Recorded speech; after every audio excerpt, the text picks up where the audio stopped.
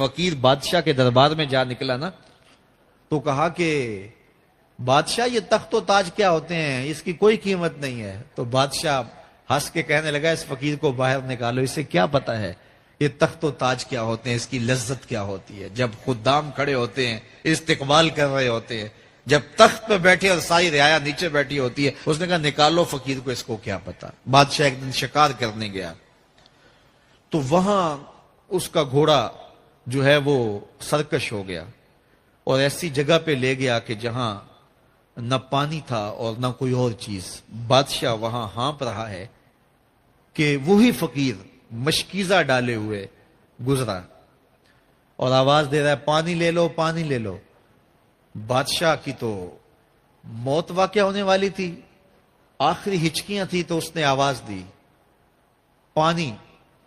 تو اس فقیر نے کہا کہ ہاں تمہارے پاس ہے کوئی قیمت پانی دینے کی؟ اس نے کہا میں بادشاہ ہوں اس ملک کا۔ اس نے کہا ہوتے ہوگے، مجھے غرض نہیں ہے، میں تو بیچتا ہوں پانی۔ اس نے کہا بابا میں بادشاہ ہوں، جو مانگو گے میں دوں گا، مجھے پانی دو، میں مر رہا ہوں۔ اس فقیر نے کہا آدھی حکومت لگے گی۔ اس نے کہا آدھی لے لینا، مجھے پانی تو دو، کیونکہ مر گیا تو ساری جائے گی۔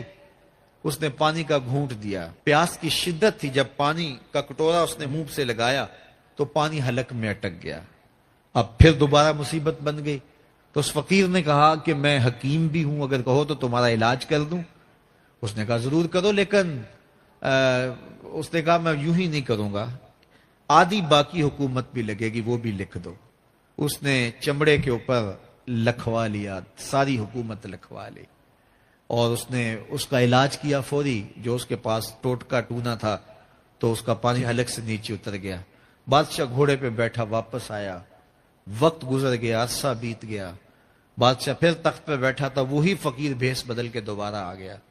پھر اس نے نصیحت کی کہ آخرت کو یاد کرو، یہ دنیا کچھ نہیں ہے، 4 دن کی کہانی ہے۔ بادشاہ نے کہا تو میرا خیال ہے پہلے بھی کبھی آیا تھا، تو نہیں سمجھتا تخت و تاج کی لذت کیا ہے۔ اس نے کہا اس کی کوئی قدر و قیمت نہیں ہے، چھوڑ اسے، آخرت سب کچھ ہے۔ تو اس نے کہا نکالو اس فقیر بابے کو، یہ اس دن بھی آیا تھا تو آج پھر آ گیا ہے، اپنی راہ لے بابا۔ اس فقیر نے اپنے تھیلے سے وہ چمڑے کی دستاویز نکالی جس کے اوپر اس نے ساری حکومت لکھ کے دی تھی۔ اس نے کہا بادشاہ یہ ہے تیری حکومت کی قیمت، صرف 2 گھونٹ پانی، جس پر تو نازاں ہے، جس پر تجھے فخر ہے، تو قبل اس سے سورج مغرب سے طلوع ہو جائے، توبہ کا دروازہ بند ہو جائے، سانسیں اٹک کے حلق تک آ جائیں اور ہماری زندگی کا دفتر سمیٹ دیا جائے، اور پھر پچھتائیں ہائے جو چند لمحے ضائع کیے، ہائے جو زندگی برباد کی وہ کیوں برباد کی۔